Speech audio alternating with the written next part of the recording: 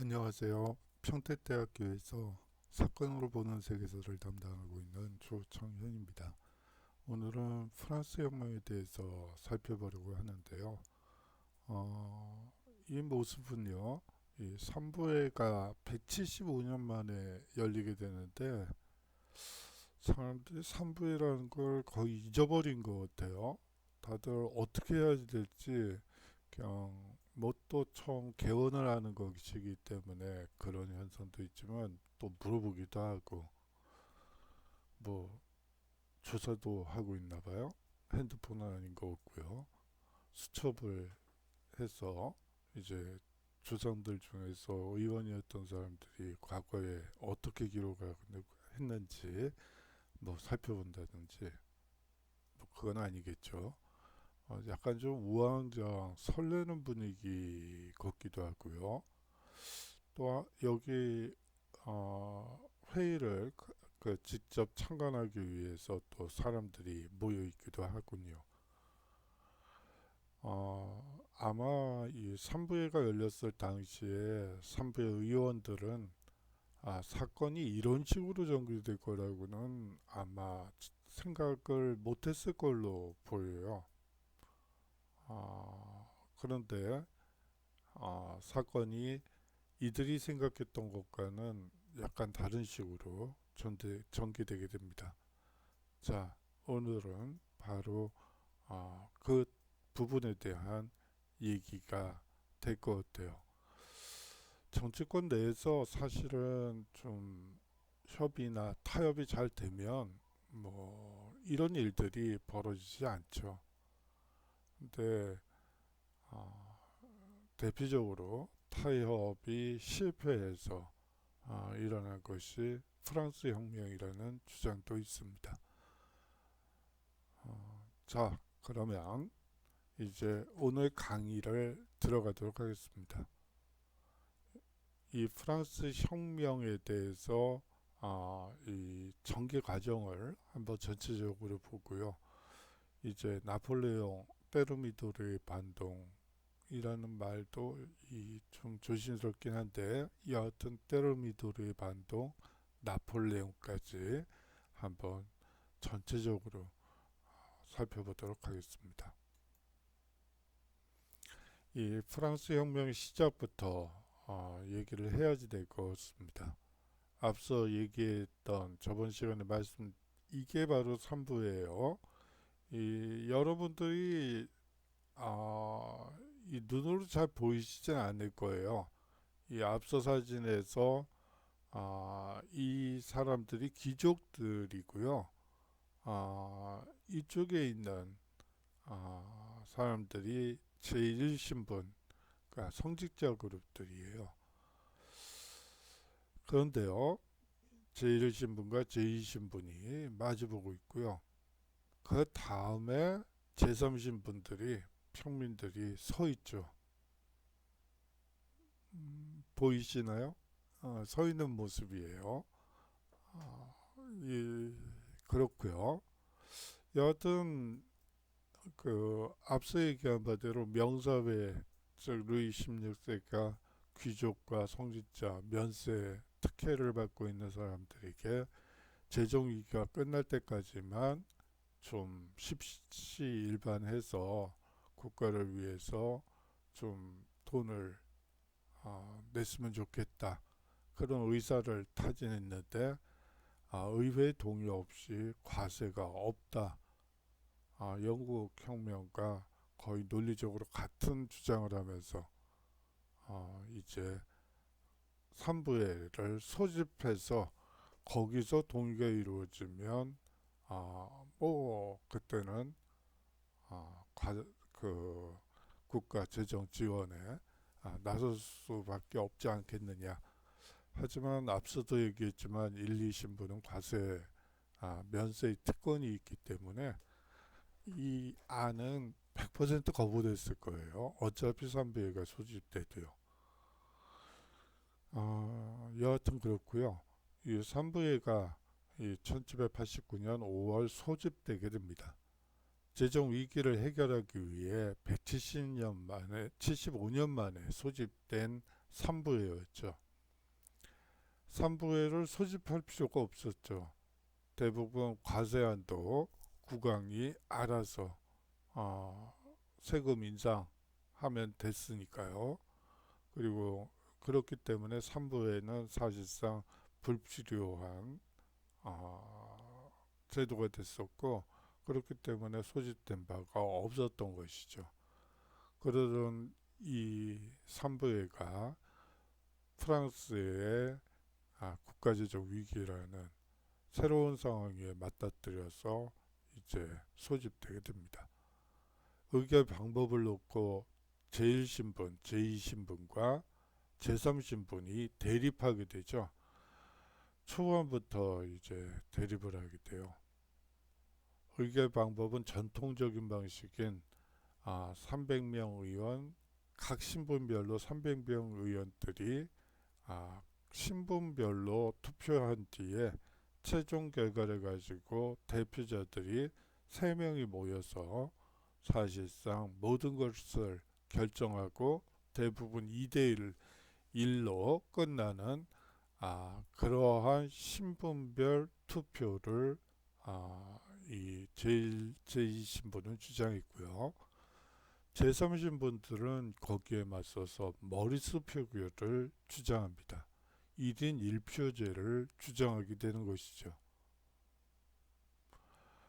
그런데 이제 이것이 사실상 이렇게 반발하게 되자 1, 2 신분들은 아이고 뭐 쟤네들하고는 어차피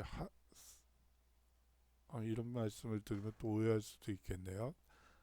뭐 어차피 싼 것들 하고 무슨 대화를 하겠어 하면서 뛰쳐나가 버려요. 이렇게 되자 테니스 코트에 서약을 하게 됩니다. 제3신분 대표들이. 그리고 국민의회를 구성하고 헌법 제정을 국왕에게 요구하게 되죠.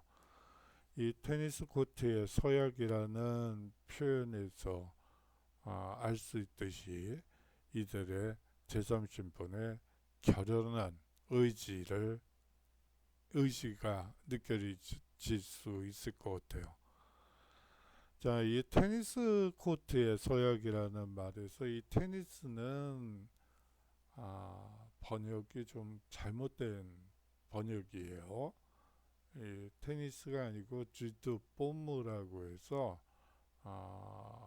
사과나무 밑에서 하던 옛날에 정구라고 있었어요.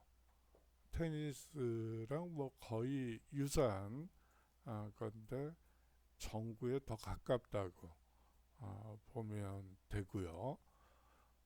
그렇다고 정구 코트에 서약, 지금은 없어진 정구를 거기다 넣는 것도 별로 바람직해 보이진 않는군요. 그냥 사람들이 일반적으로 알고 있는 거를 가지고 설명하는 게 더 쉬우니까 뭐 굳이 바꿀 필요는 없을 것 같고요. 여하튼 지도본무라는 경기장에 서 서약을 했기 때문에 이 테니스 코트의 서약이라고 얘기를 하죠. 헌법 제정 때 이 관철될 때까지 제3신분 대표들은 절대 이탈하지 않는다.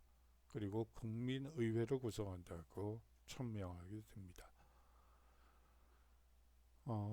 이렇게 되던 와중에 바스티유 감옥 습격이 이루어지게 됩니다. 이 파리 시민들의 봉기가 있었고요. 혁명 운동이 전국적으로 확산되게 되죠. 이 바스티유 감옥 습격 사건은요, 사실은 헛소문이 발단이 돼서 일어난, 어떻게 보면 역사에서 일어난 해프닝이라고 볼 수도 있을 것 같아요. 이 국왕 루이 16세가 베르사유에 군대를 집결하고 있다는 악성 루머가 퍼지기 시작합니다. 사실은 그건 아니에요. 여하튼 그런 악성 루머가 돌면서 파리 시민들은 무력 탄압으로부터 국민의회를 지켜야 한다는 생각에서 자치위원회를 구성하여 시행정을 장악하고 민병대를 조직하게 되죠. 무장을 위해 무기와 탄약을 찾던 일부 시민은 7월 14일 바스티유 감옥을 습격 점령하게 됩니다. 이 바스티유 감옥은요, 원래는 요새였어요. 이 동북부에서 쳐들어오는 외적 혹은 그 외적을 막기 위한 어떻게 보면 요새라고 볼 수가 있는데요. 이 시기에는 절대 왕정, 즉 왕을 능멸한 귀족들이 수용되던 정치 수용소라고 볼 수가 있습니다. 이때 바스티유 감옥 습격 사건 때 8명이 이제 출소를 하게 되는데 그걸 뭐라고 표현하죠? 제가 그 용어를 갑자기 잊어버렸네요. 여하튼 추록도 아니고 탈옥도 아니고 여하튼 석방이라고 하는 게 낫겠구나. 석방이 되게 됩니다. 그런데 이들의 신분을 보니까 귀족들이고요. 대부분 왕에게 세금을 제대로, 그러니까 뭐 세금이 아니고 벌금형이 있죠. 벌금형을 받고도 그 벌금을 제대로 내지 않은 사람들이었어요. 사실 사상범들이나 정치범이 아니고 어떻게 보면 파산한 귀족들이라고 볼 수가 있겠죠. 여하튼 시민의 눈에는 압제의 상징으로 보이게 되었습니다. 이 바스티유 감옥의 점령은 이 혁명에 개입한 폭력을 뜻하는 동시에 이 시민의 첫 승리이기도 하죠. 이후 프랑스 전국은 혁명의 도가니로 변해 지방 도시들은 이 파리를 모방하여 종래 행정기구 대신 시민계급을 중심으로 자치위원회와 민병대가 조직되게 됩니다. 이 농촌에서도 곳곳에서 이 민중봉기가 일어나게 되죠. 자, 국민의회가 사실상 1789년 6월, 즉 그 테니스 코트에 서약이 있은 이후부터 1791년 10월까지 운영이 됩니다. 이 국민의회에서는요, 제일 먼저 했던 것이 봉건제 폐지 선언입니다. 이제 봉건제는 역사 속의 것으로 자리 잡게 되죠. 완전한 봉건제 폐지는 뭐 그 이유가 되겠죠.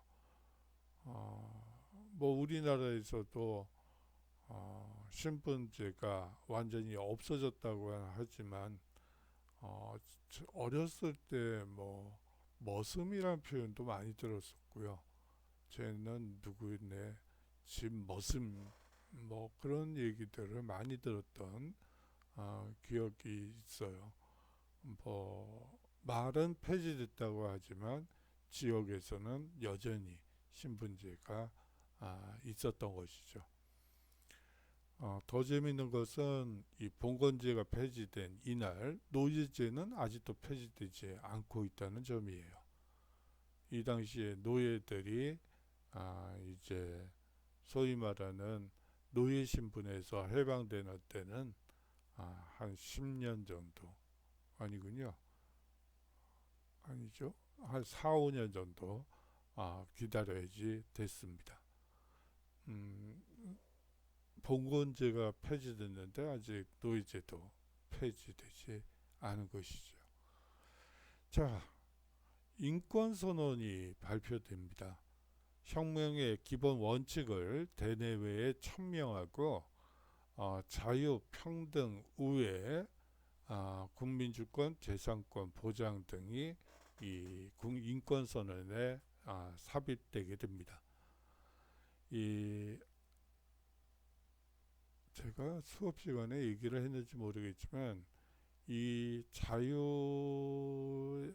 가치가 핵심이고요. 사실상 이 부르주아 혁명, 시민혁명의 가장 큰 특징은 자유입니다. 이 평등은 사실상 혁명인들이 과격화되는 과정에서 나오는 어떻게 보면 좀 부수적인 사안이라고 볼 수 있고요. 이 우애라는 말은 여러분들이 어떻게 느껴지실지 모르겠지만 사실은 형제를 얘기하는 거예요. 여성들이 프랑스 혁명 기간 동안 투표권을 행사한 적이 단 한 번도 없습니다. 단 한 번도 없어요. 실제로. 이거는 남자들 간의 그 국민주권이고 재산권 보장이지 이 여성들하고는 이 당시에는 아무 상관이 없는 물론 여러 협회들의 여성들이 참여해서 자신의 주장을 얘기를 하고 또 그것을 관철시키기 위해서 노력하는 장면들이 많이 노출되긴 하지만 그렇다고 해서 그들이 참정권을 가지고 국가의 이 참정권을 가진 적은 이 당시에는 없었어요. 거듭 말씀드리지만 1950년 정도가 50년부터 여성이 1인 1표제를 얻게 된 것이죠. 다음으로 이 새로운 헌법 제정이 1791년 마련되게 됩니다.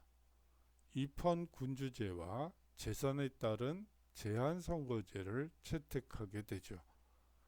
자, 입헌 군주제는 루이 16세를 국왕으로 한 입헌 군주제, 의원 내각제를 의미하는 것이고요. 이 재산에 따른 제한 선거제를 채택함으로써 이 소위 말하는 투표를 할 수 있는 시민과 투표를 할 수 없는 시민으로 대거 나눠지게 됩니다. 그리고요, 그러던 중 루이 16세의 이 국외 탈출 사건이 바렌네 사건이 발생하고 했는데 이 국외 탈출이 곧 실패하게 됩니다. 이 의회 내 공화파가 우세하게 되는 계기가 되죠. 이 국왕이 탄 마차에 그 시민군들이 올라가서 시위를 하고 이제 파리에서 파견된 경찰 조직들이 이 삼엄하게 경계를 하면서 이 띨르리 궁으로 파리 시내에 있는 궁이에요. 지금은 박물관으로 쓰고 있죠. 그 궁으로 끌어가는 모습입니다. 모습을 그림으로 담은 것이죠. 자, 국민의회 이렇게 되면서 이제 혁명이 과격화되는 거예요. 이제 뭐 나라를 버린 국왕이 국왕이냐, 해외로 도망가려던 어떻게 보면 충성심하고는 쥐뿔도 없는 저게 국왕이냐 라는 이 외침이 여기저기서 들리게 되죠. 국민의회 인권선언을 보도록 하겠습니다.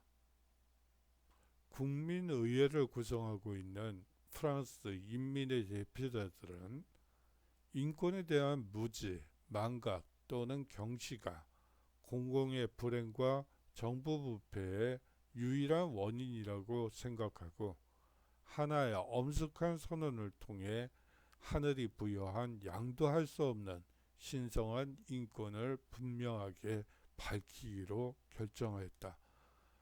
이 인권선언을 법률로 제정할 것이냐 아니면 선언으로 할 것이냐를 두고도 이 국민의회 내에서 많은 갈등들이 있었어요. 뭐 결국은 선언으로 법률로 들어가기는 좀 그렇고 그냥 선언 정도로 그냥 마무리가 되는 그런 일이 벌어지죠. 그 과정까지 여러분들께 말씀드리기 시작하면 각각이 한 두세 시간 강의 내용이 충분히 됩니다. 자, 다음 주제로 국민의회의 인권선언의 내용을 한번 보도록 하죠.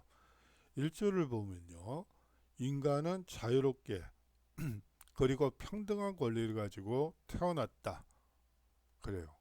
자유롭지만 평등하게 태어났다는 것이죠.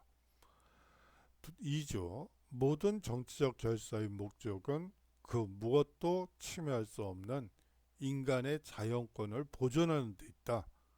그 권리는 자유, 재산, 안전 및 압제에 대한 저항이다. 그래요. 안전과 압제보다 재산이 먼저라는 말이 여러분들이 좀 생각을 해주셔야지 되는 대목이에요. 왜 그 많은 권리 중에 자유 다음에 재산이 들어갔을까? 왜 그랬을까요? 결국은 이 삼부회가 소집되었을 때 대부분 변호사나 제3신분 의원들은 변호사들이 대부분이었어요. 이 변호사들은 사실상 평민 출신으로서 이제 법학 공부를 해서 이제 변호사가 된 사람들인데요.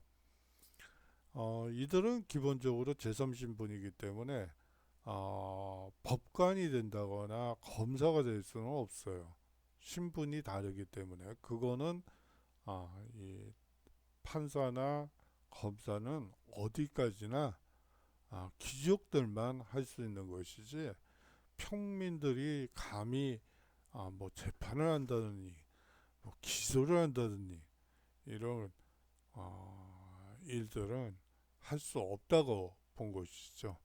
그렇기 때문에 이들은 평생 이제 국회의원 일을 아니 그 변호사 일을 하면서 아니 나도 저들보다 뭐 사실 따지고 보면 공부를 뭐 안 한 것도 아니고 아니 뭐 그런데 뭐 제가 지금 얘기가 엉뚱한 곳으로 갔네요. 여하튼 그렇습니다. 이 순서를 보면 자유와 그 다음에 재산이 강조됨으로써 사실상 부르주아의 입김이 상당히 들어간 이 권리 선언이었다고 볼 수가 있겠죠.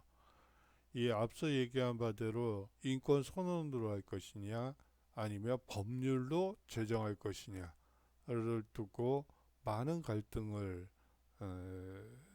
겪는데요. 초반부 의회가 그랬어요. 그런데 여하튼 인권 선언으로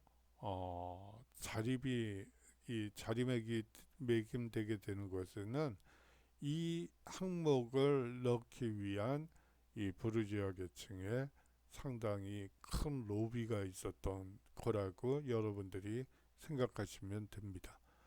자, 3절을 보면요. 모든 주권의 원천은 본래 국민에게 있다. 어떤 개인이나 단체라 하더라도 국민에게서 나오지 않은 권위를 행사할 수 없다. 그렇죠. 6조 법은 일반 의지의 표현이다. 모든 시민은 직접 또는 대표를 통해서 법 제정에 참여할 수 있는 권리를 갖는다. 법의 보호, 법에 의한 처벌에 있어서 만인은 평등해야 한다.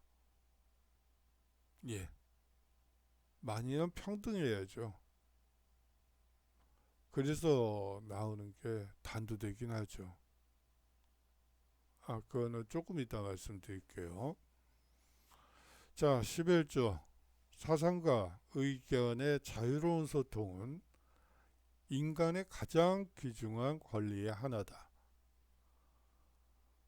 따라서 모든 시민은 자유롭게 말하고 쓰고 출판할 수 있다.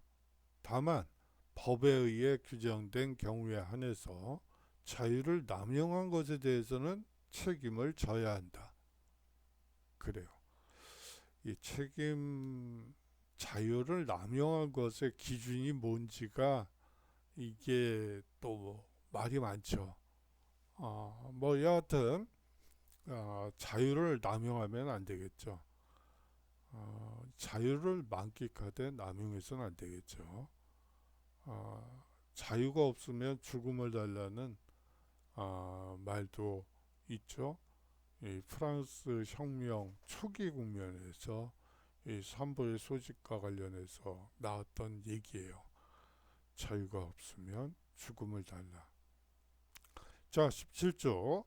소유권은 그 무엇도 침해할 수 없는 신성한 권리이므로 공적인 필요성이 명백히 존재하여 그것이 합법적으로 인정되고 또 미리 정당한 보상을 제시한 경우가 아니고는 어느 누구도 그것을 빼앗을 수 없다. 자, 어떻게 보면 이 재정권이 들어가고 또 소유권을 강조함으로써 여러분들이 이 국민의회의 성격이 어떤 사람들이 주도적인 역할을 했는지가 여러분들이 냄새가 날 거예요. 자, 1791년 10월부터 1년여 기간 동안 입법의회가 나타나게 됩니다. 좀 참혹한 그림이죠. 이 뜰리궁 습격 사건입니다. 뭐 거의 전쟁터와 다름없는 그런 상황이죠.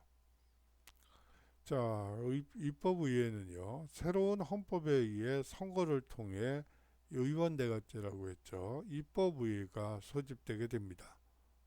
온건공화파인 지롱드당이 주도권을 장악하게 되죠. 이 지롱드파에 대해서는 뒤에 슬라이드에서 자세히 살펴보고요. 혁명전쟁이 발발하게 됩니다. 이게 새로운 변수로서 등장하게 되죠. 뭐 국내 정치인들 사이에 정견이 달라서 의견이 달라서 옥신각신하는 거야. 뭐 그렇다 치지만 이제 외부의 적까지 들어오게 되죠. 바로 오스트리아와 프로이센이 이 프랑스 혁명을 인정하지 않고 이 프랑스를 위협하게 되죠. 입법의회가 오스트리아에 선전포고를 하게 됩니다. 전쟁 승쟁 능력 부족으로 프랑스군의 연전 연패가 있었고요. 그게 그럴 수밖에 없는 게요. 사실상 시민군으로 구성된 군인이 뭐 제대로 뭐 싸움을 해봤어야죠. 일단 총도 제대로 쏘본 적이 없는데 이게 전쟁이 될 리가 없죠. 거기다가 어차피 전쟁 경험이 풍부한 그 프랑스 장군들은 대부분이 귀족 출신들이에요.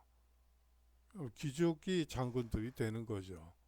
뭐 평민들이 하사관급에서 헤매고 있을 때 이제 귀족들은 날개 달린 것처럼 승진을 빨리 해가지고 장군까지 올라서게 됩니다.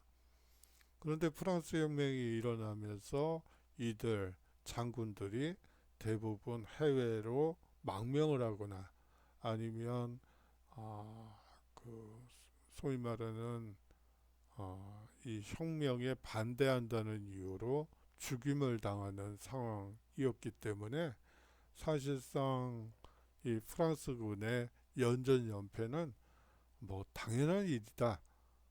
전쟁을 해봤어야지 알죠. 그리고 총도 제대로 못 쏘는 군인이 아니죠. 뭐 그런 거죠. 이 많은 젊은이들이 의용군으로 참전하기 위해 파리로 집결하게 되면서 이 혁명의 가격화 현상이 나타나게 됩니다.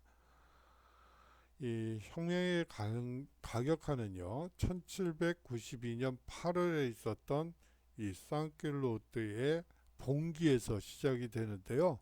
이 상킬로트에 대해서도 뒤에 슬라이드에서 자세히 설명드리도록 하겠습니다. 이 혁명의 가격화, 즉 상킬로트의 봉기에서는 왕궁을 습격해서 왕권 정지 선언을 하게 됩니다. 그리고 이에 영향을 받아서 입법의회가 해산이 되고 국민공회가 소집되게 되죠. 자, 지롱드파와 자코벤파입니다. 이 사진은 지롱드파 국회의원들을 감옥에 나와서 이제 감옥에 가라고 이제 지시하는 그런 사진이고요. 그림이고요. 이거는 지롱드파 의원들이 나중에 혁명재판소에서 이제 인민의 적 혁명의 반동 세력으로 몰려서 이제 형장에 그 단두대 이슬로 사라지기 전에 이제 시민들이 죽여라 뭐 그렇고 있는 거예요. 자, 지롱드파와 자코벤파에 대해서 한번 살펴보도록 하죠. 지롱드파는 사실상 온건파라고 볼 수 있고요. 이 자코벤파는 산악파라고 해서 이 근찐파에 해당된다고 볼 수가 있습니다. 이 지롱드파는 부유한 상공업자와 분홍에 기반을 둔 세력으로 사실상 온화한, 어떻게 보면 온화한이라는 말 표현이 더 맞을 것 같아요. 의회주의자들이라고 볼 수가 있습니다. 이 소유권과 재산권을 옹호하고요. 통제 경제에 반대하는 특징을 가지고 있어요. 소위 말하는 자유경제 그리고 자유주의를 소중히 여기는 사람들이죠. 이들은 연방주의를 제청합니다. 미국식 연방제로 이 중앙집권적인 이 절대왕정을 무너뜨렸으니만치 사실상 또 다른 절대주의로 가는 것보다는 지방자치와 또 연방주의 그리고 자유, 소유권, 재산권 이러한 부분들을 자유롭게 하는 것이 훨씬 더 낫다라고 판단했던 것이죠. 사실상 부르주아 본의의 정책과 현상 유지를 주장하게 됩니다. 이 자코뱅파는요, 소시민층과 상킬로트에 기반을 둔 이 정치 세력이라고 볼 수가 있습니다.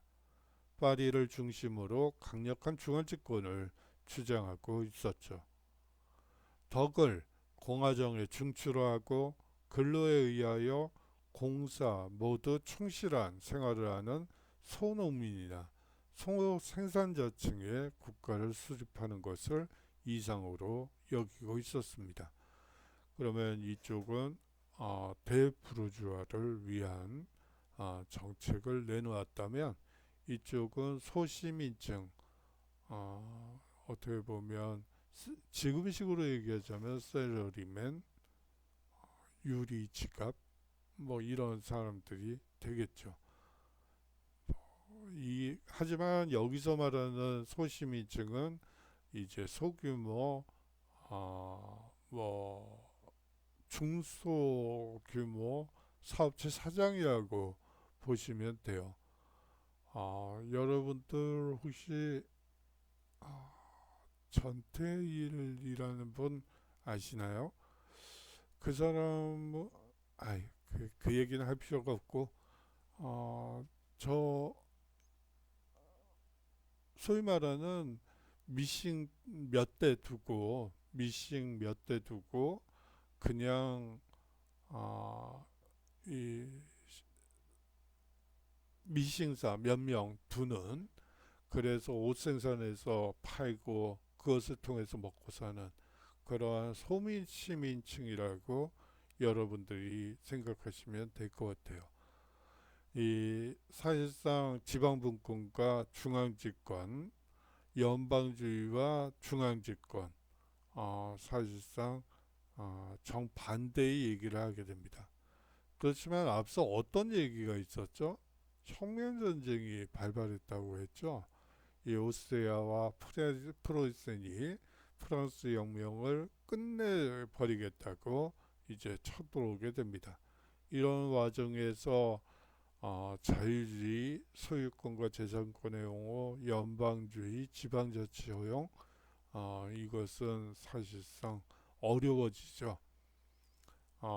중앙집권, 이 절대 권력, 이러한 것을 향해서 이 사실상 반연명 대외 동맹은 이 자코뱅파에 손을 들어주었다고 볼 수도 있습니다. 자, 상켈루트를 보도록 하죠. 이 상켈루트의 특징은 이 긴 바지예요. 여러분들 그때 그 찰스 1세 사진이나 루이 16세 사진에서 보았던 것과 마찬가지로 이 핫팬츠 같은 거를 입었었죠. 그것을 이제 낄로트라고 얘기를 합니다.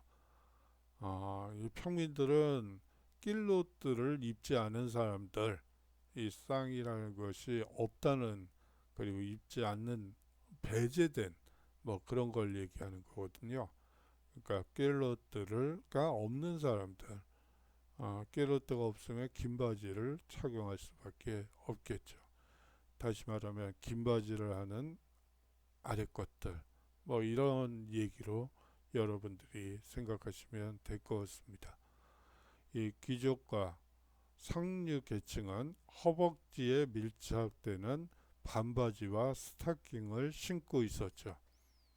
넓은 긴 통바지를 입은 서민들을 낄로트도 입지 못하는 하찮은 사람들로 여기고 있었습니다. 이 상낄로트는 이 프랑스 혁명 기간 중 여러 민주운동, 뭐 예를 들어 바스티유 감옥 습격, 베르사유 행진, 1792년 8월 10일의 민중봉기 등에서 주역을 담당하게 되죠. 이후 자코뱅파의 세력 기반이 되게 됩니다. 자, 바지를 입고 뭐 현대식 복장과 그렇게 다르지 않죠. 뭐 지금 그냥 일반 사람 남자들이라면 뭐 이런 복장들, 뭐 지금도 스타킹에 반바지 입고 다니는 남학생은 없겠죠. 아, 제가 이상한 소리를 했네요. 뭐 당연히 없죠. 자, 국민공예 1792년 9월부터 1795년 10월까지 있었던 국민공예에 대해서 살펴보도록 하겠습니다. 자, 이 바렌느 탈주 사건을 계기로 해서 앞서 바렌느 사건과 관련해서도 말들이 많아요. 사실상 너무 쉽게 그리고 아무 저항 없이, 어떤 저항도 없이 너무 쉽게 바렌느까지 들어갔거든요. 그래서 일부에서는 공작에 의한 것이었다. 여러 가지 얘기들이 많아요. 그런데 어떤 너무 쉽게 바렌느까지 그 사실상 오스트리아로 넘어가는 거의 국경 마을이라고 볼 수가 있는데 그 마을까지 도착했던 것이죠. 그리고 이 뜰리리 궁을 나와서도 사실상 뭐 그때 당시에 갑자기 그 감시하던 사람들의 숫자가 줄어든다든지 뭐 여러 가지 현상들이 나타나는데 뭐 그 당시에 어떤 일이 벌어졌는지는 뭐 아직도 미궁이죠. 여하튼 이 국민공예를 가보도록 하죠. 공화정이 선언되고요. 왕정 폐지를 주장하게 됩니다. 이 과격파인 자코뱅의 주도로 루이 16세가 이제 처형되게 되죠. 이 루이 16세라는 분은 제가 봤을 때는 뭐 그렇게 과단성이 있는 사람은 아니지만 아, 그 뭐 국민들보다 앞장서서 자 이렇게 해야지만 나라가 발전하고 어쩌고 저쩌고 뭐 이렇게 주장하는 사람은 아니지만 최소한 타협적인 정신을 가지고 있는 사람이었어요. 사실은 뭐 삼부회가 소집됐을 때도 그렇고 여러 단계 혁명에서 여러 단계들이 있죠. 그 여러 단계들에 대해서 되도록이면 전체가 받아들일 수 있는 그런 주장을 하려고 노력을 하죠. 근데 뭐 여하튼 이 가격파들이 득세하면서 이제 죽임을 당하게 됩니다. 새로운 헌법이 제정되게 되죠. 그것이 바로 1793년 헌법입니다.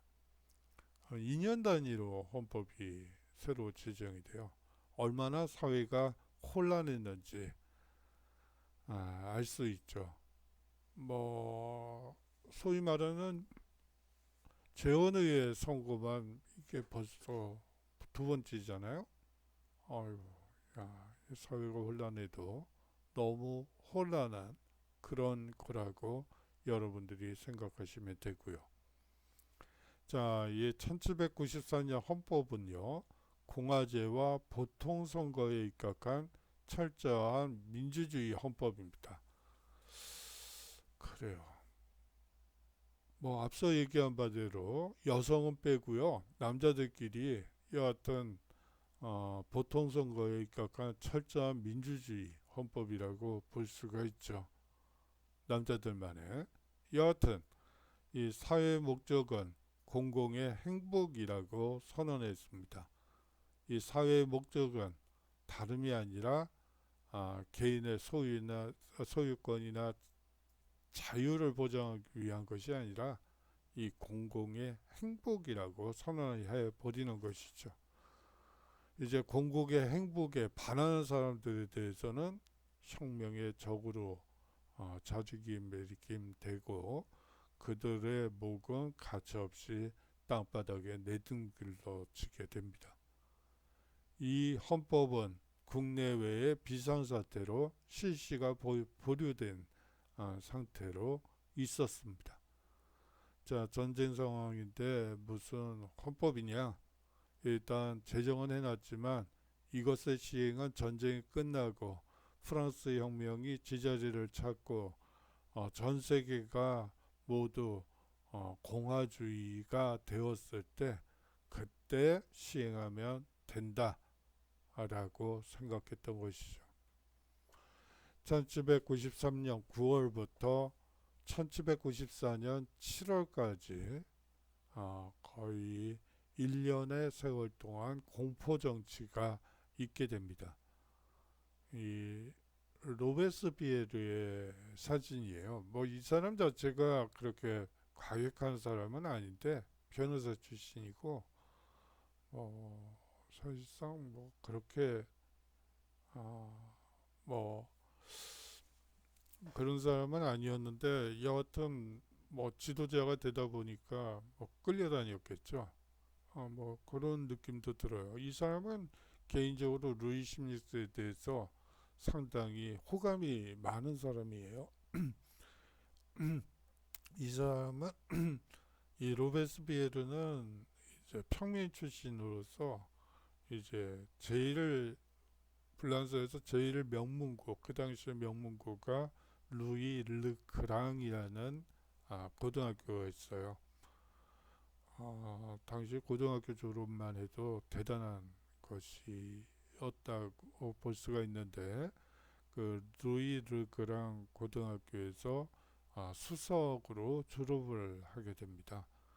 이 수석 졸업을 하는데 이때 루이 16세가 이 1등 수석 졸업자에 대한 시상식을 직접 하게 되죠.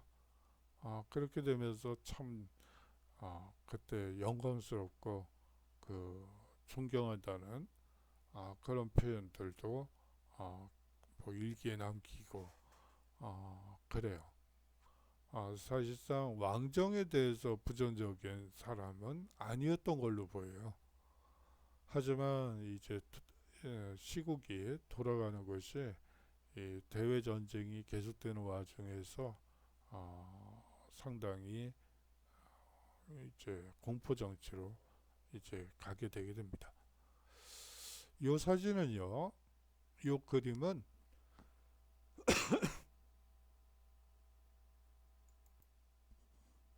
죄송합니다. 또 기침이 나네요. 목이 건조하네요. 요새 그냥 날씨도 춥고 건조해서 그냥 막 사방이 트네요. 자, 이 사진은요, 어, 마리 앙뚜아네트의 혁명재판소에서 이제 재판을 받는 모습이에요. 이 교도관이 참 불성실하네요. 별로 그 마리 앙뚜아네트의 이 발언에 대해서 아주 무관심한 표정으로 앉아 있고요. 그래요. 뭐 능멸을 할 수는 있겠죠. 뭐 그렇다고 해서 죽일 필요까지 있었나 하는 거는 뭐 또 다른 얘기고요. 여하튼 공포 정치가 자코벤파의 지도자 이 로베스피에르가 주도하게 됩니다. 이 공포 정치가 나타나게 된 배경은요. 대외적으로 제1차 대프랑스 동맹의 침입과 이 연이은 프랑스의 패전 때문입니다. 대프랑스 동맹국의 면면을 한번 보세요. 영국, 오스트리아, 프로이센, 러시아입니다. 소위 말하는 내노라는 이 열강들이 다 참여한 전쟁이라고 볼 수가 있겠죠. 대내적으로는요, 왕당파와 지론드파의 내란과 반혁명 음모가 계속되었고요. 이 결정적으로 도시의 식량 위기가 결정적인 계기가 됩니다. 이 왕당파와 지론드파의 내란과 반혁명 음모는 사실은 좀 조작 냄새가 많아요. 혁명을 과격화하기 위해서 약간 좀 조작을 했던 걸로 보여요.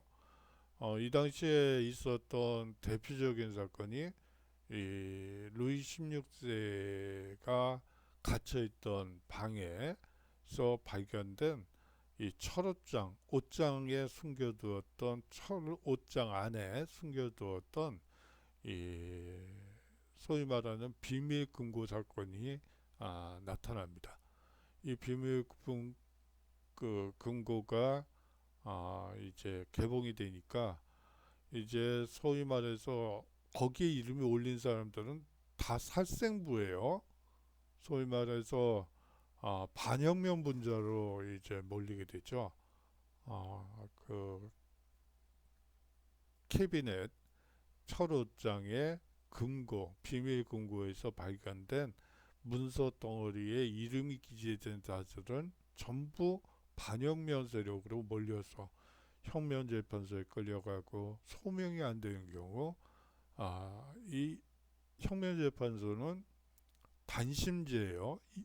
단심제라는 게 소위 말하는 지방법원, 이 고등법원, 대법원으로 가는 게 아니고 혁명재판 한 번에 그냥 목이 달라나는 이러한 상황으로 어떻게 보면 어떻게 이 절대왕정에서도 벌어진 바가 없는 이러한 야만적인 행동이 소위 말하는 문명화된 이성이 극도로 발달했다고 하는 이 프랑스 혁명에서 벌어지는지 도저히 이해가 가지 않는 그런 현상이 벌어지게 됩니다.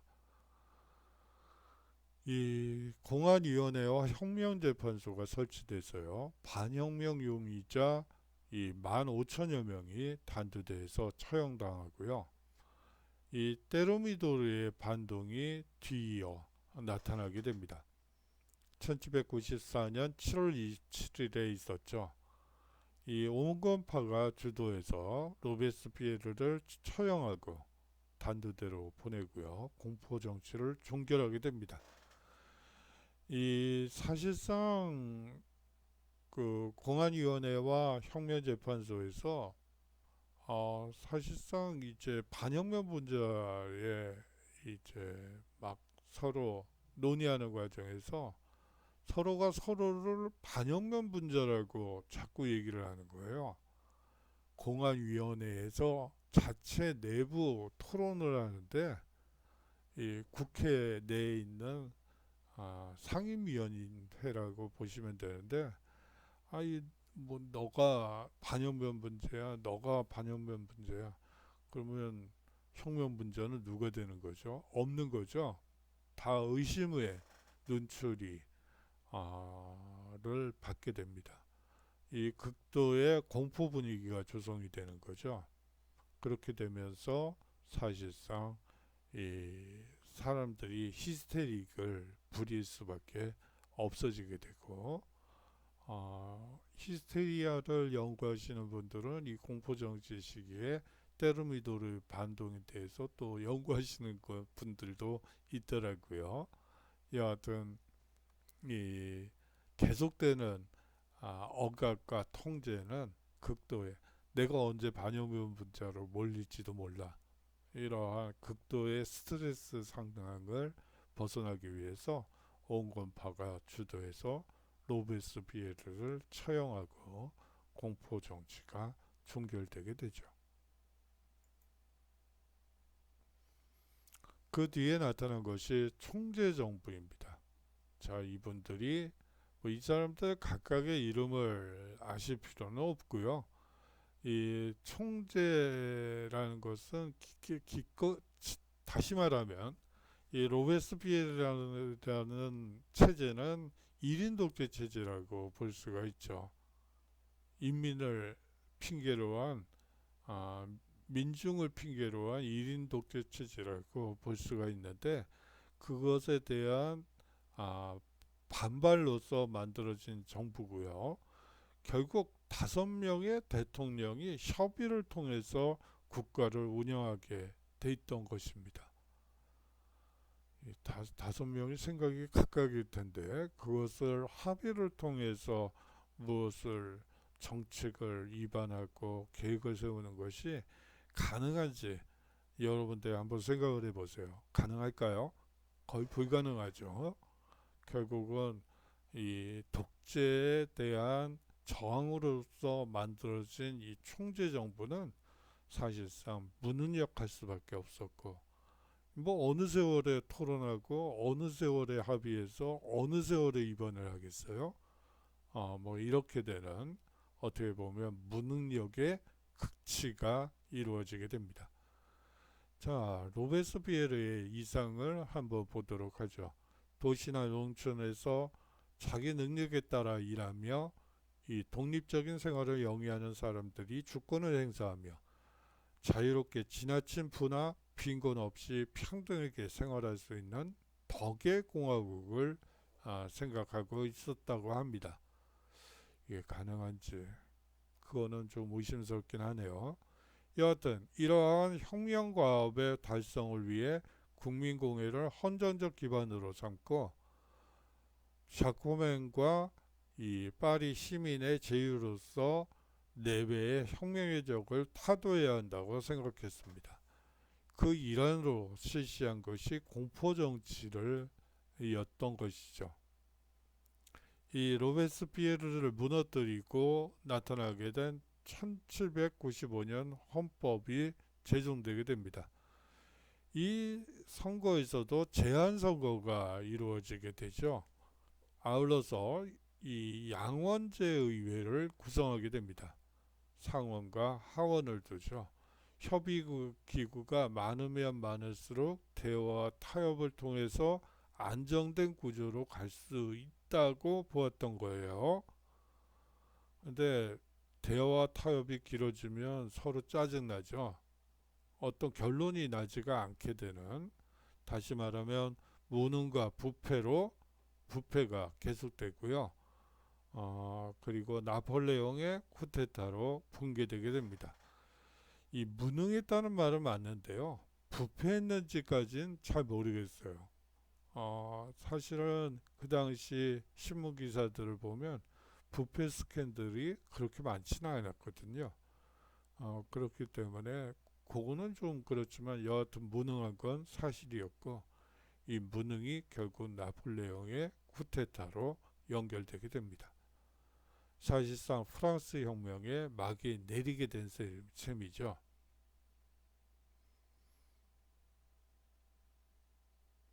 프랑스 혁명의 역사적 의의를 살펴보도록 하겠습니다.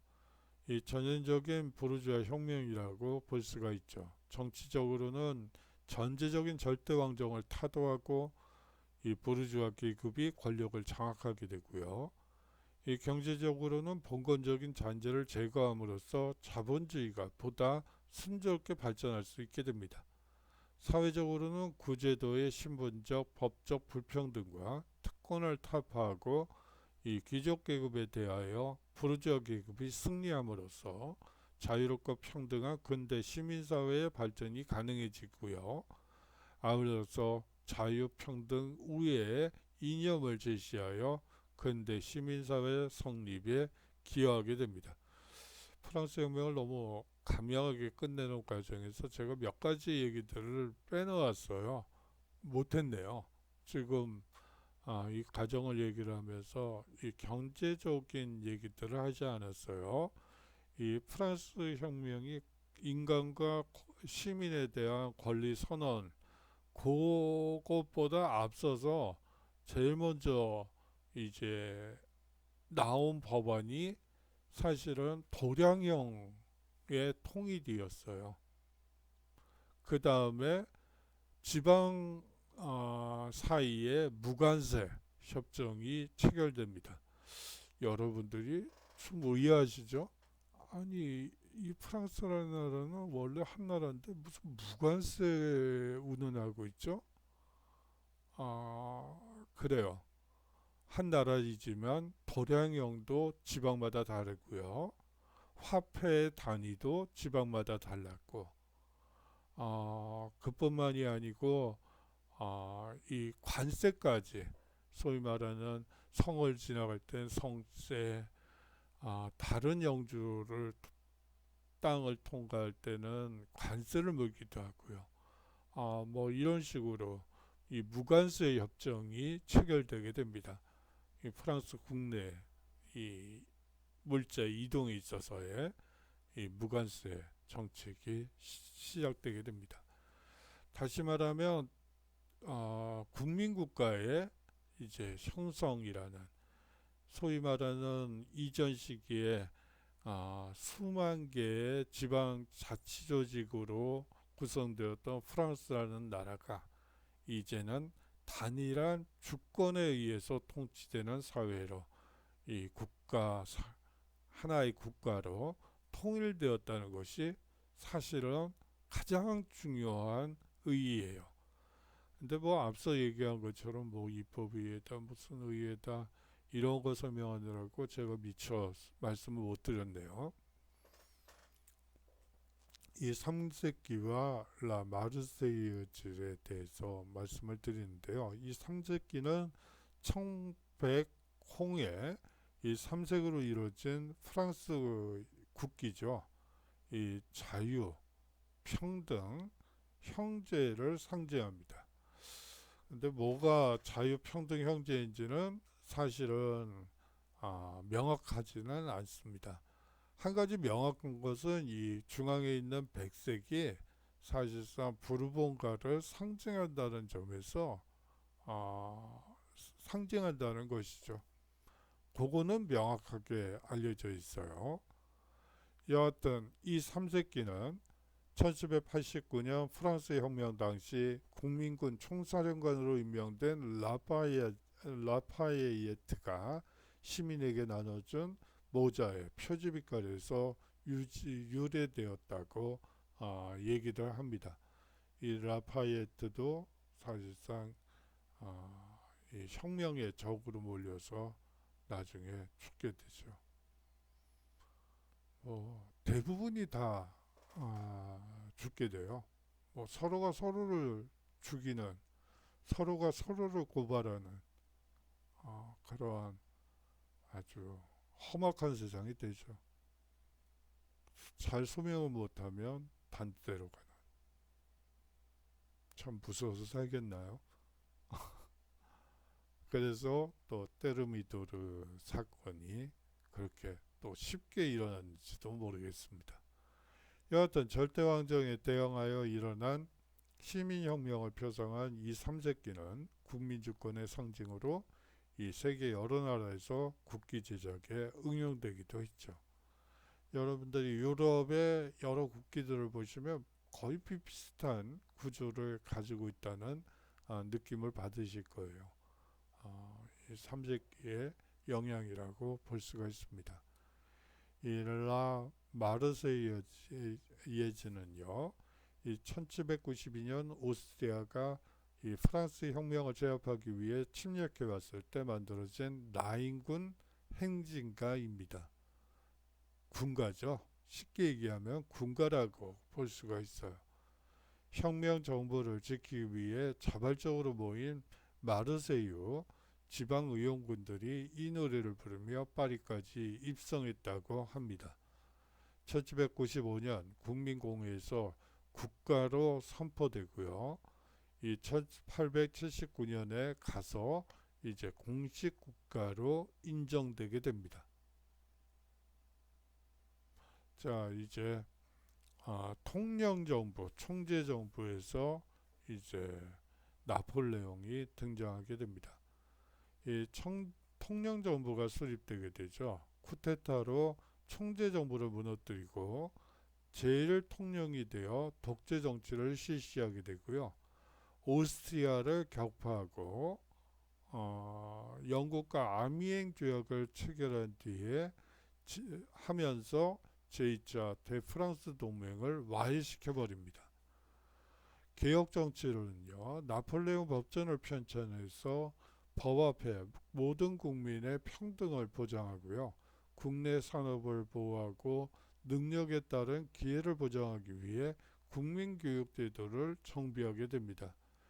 이 시기부터 능력에 따른 임용, 그리고 이 평민 출신임에도 소위 말하는 대통령 혹은 이 제정의 황제로 등극한 이 나폴레옹을 보면서 꿈을 펼치기 시작하는 젊은이들이 많아지게 돼요.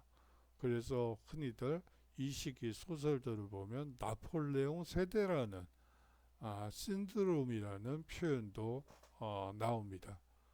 뭐 BTS급은 아니겠지만 여하튼 이 사람이 몰고 하면 된다.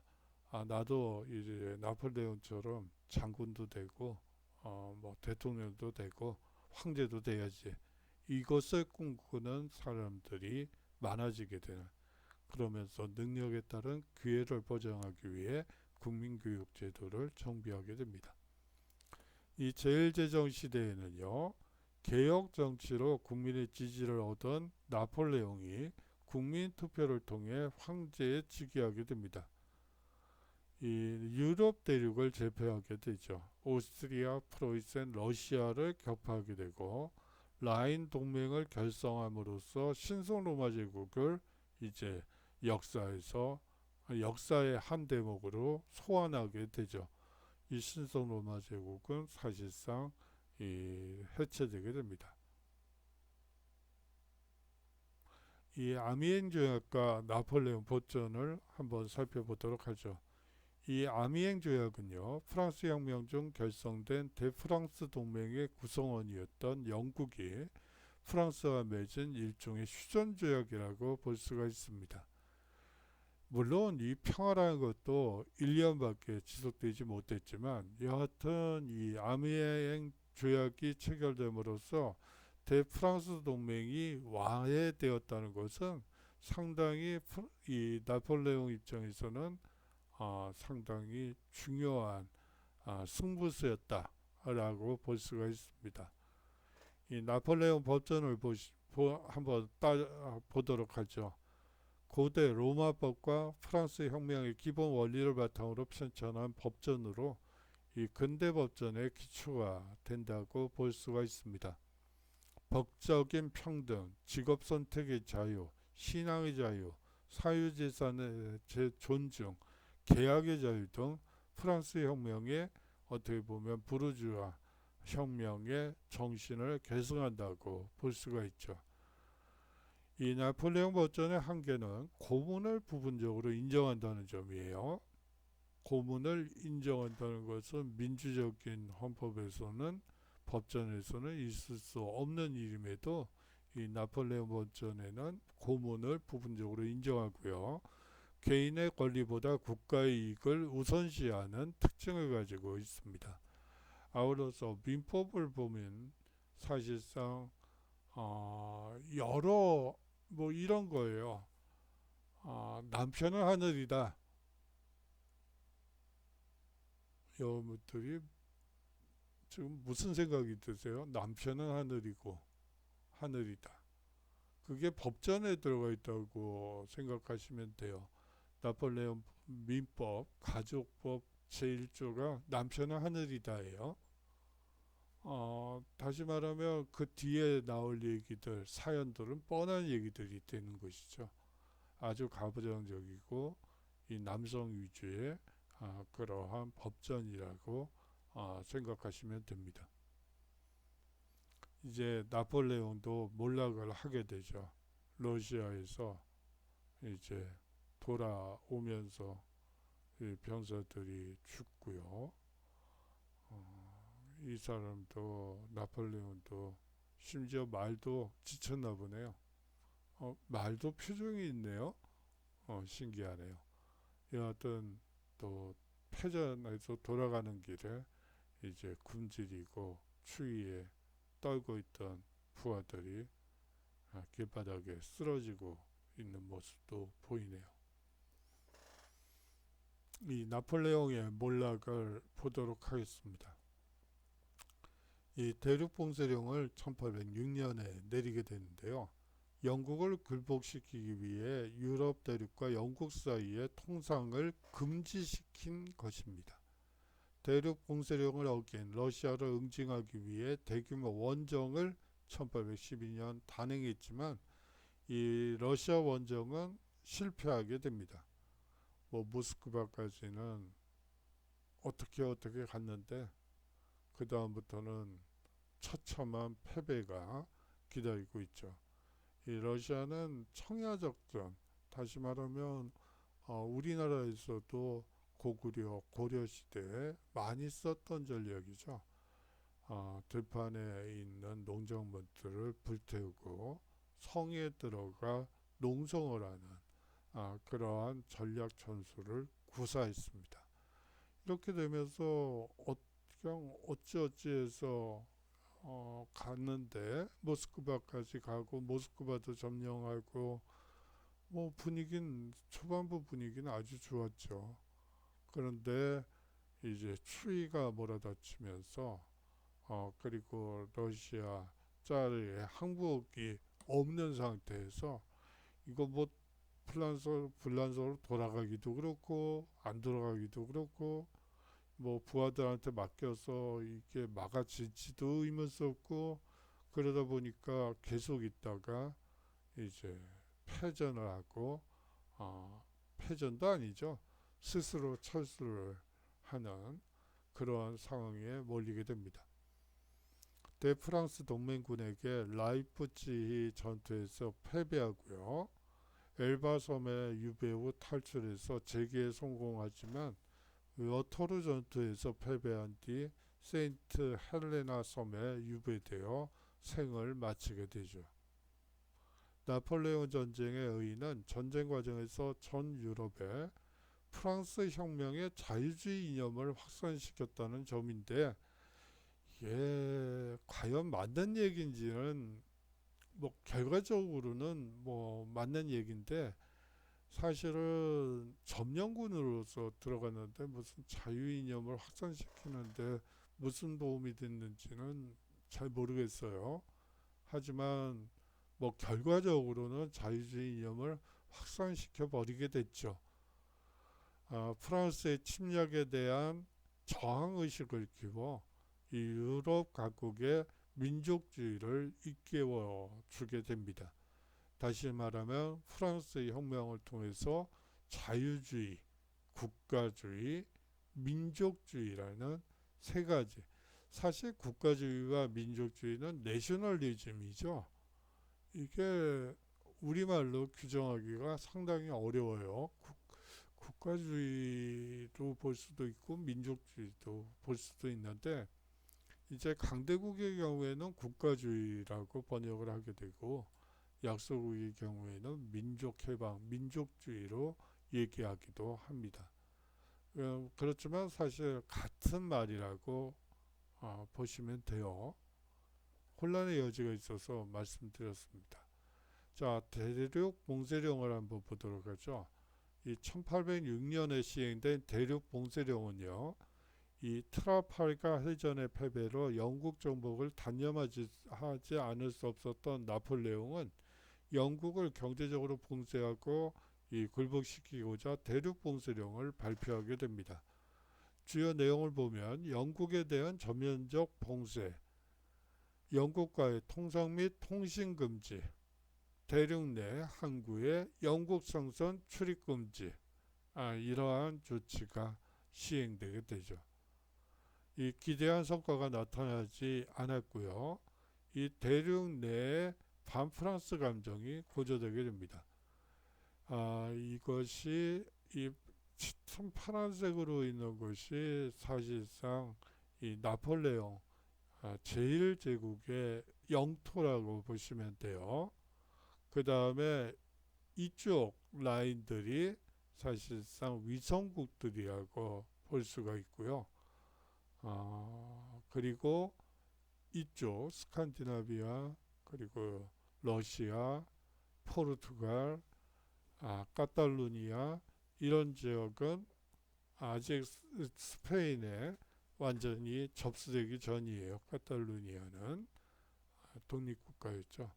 여하튼 이쪽 지역은 제3국 지역으로 사실상 이 독립은 유지한 상태에서 사실상 이 대륙 봉쇄령을 따르지 않을 경우 이 대륙 프랑스에 저항하는, 다시 말하면 프랑스와 전면전을 치러야 되는 그러한 상황에서 처음에는 대륙 봉쇄령에 협조적일 수밖에 없었습니다. 나폴레옹 전쟁의 역사적 의의를 살펴보도록 하죠. 이 나폴레옹은요, 쿠데타로 총재 정부를 무너뜨리고 새로운 통령 정부를 수립함으로써 이 프랑스 혁명의 종지부를 찍게 됩니다.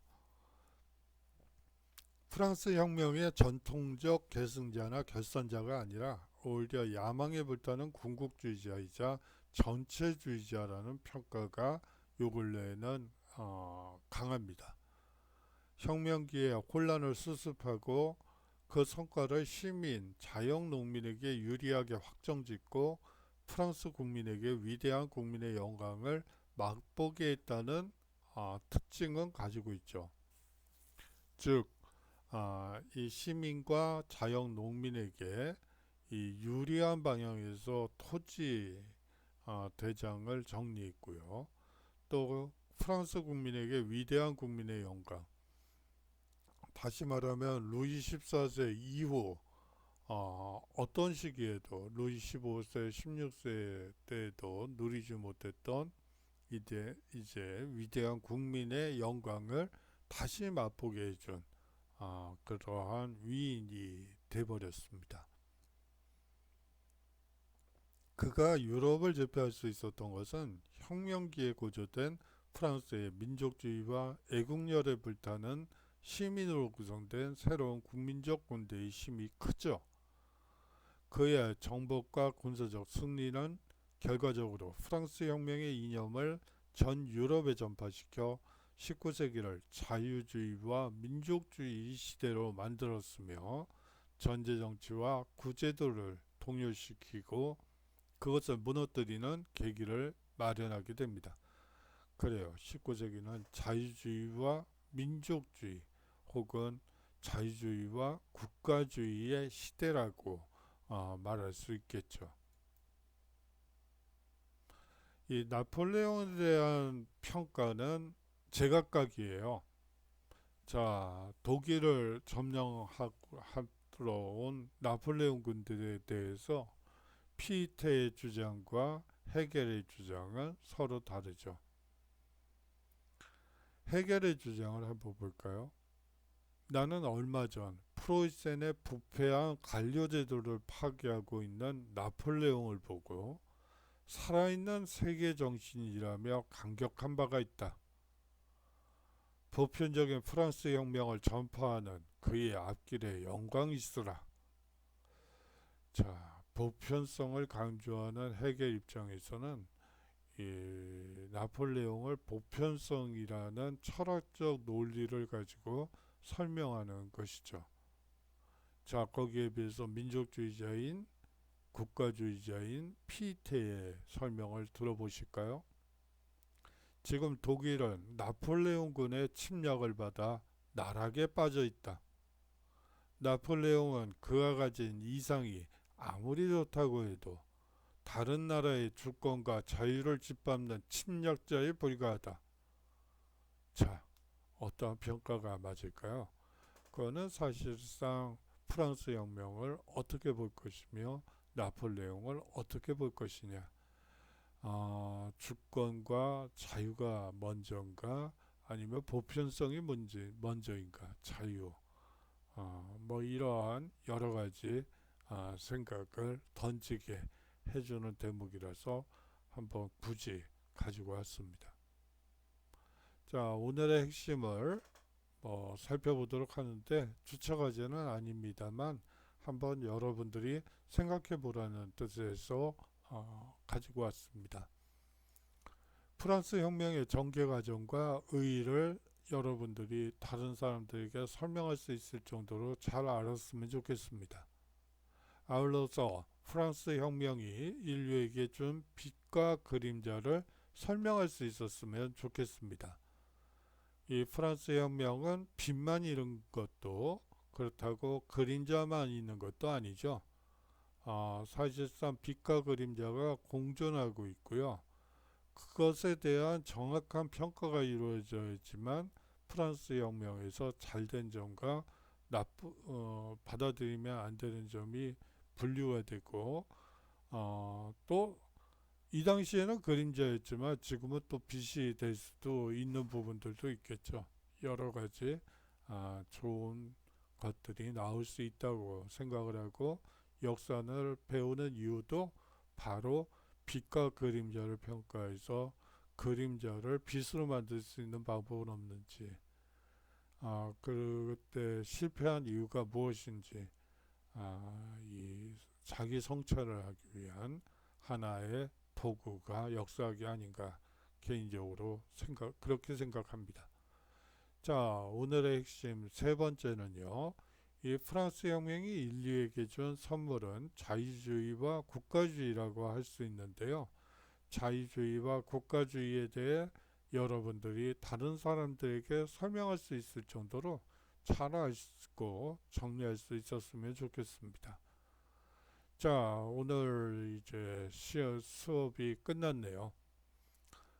시험과 관련해서 이제 종강이네요. 다른 강의들은 약간씩 추석 때 한 번 쉬어가지고 해야지 된 14강을 다음 주 정도에 이제 해야지 되는데